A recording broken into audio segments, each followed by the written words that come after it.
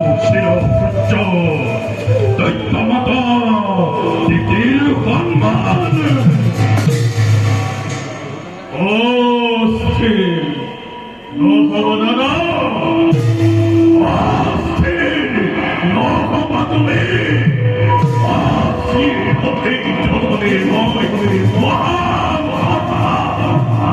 অহংকারী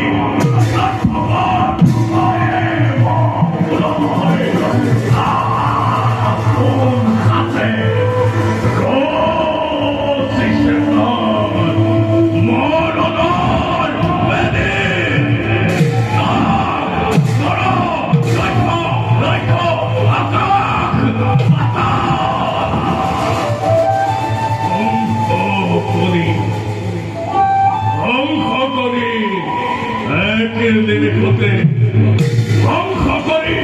স্বর্গ এই বিশাল বিশ্ব একে নতুন সৃষ্টি হয় পাতনি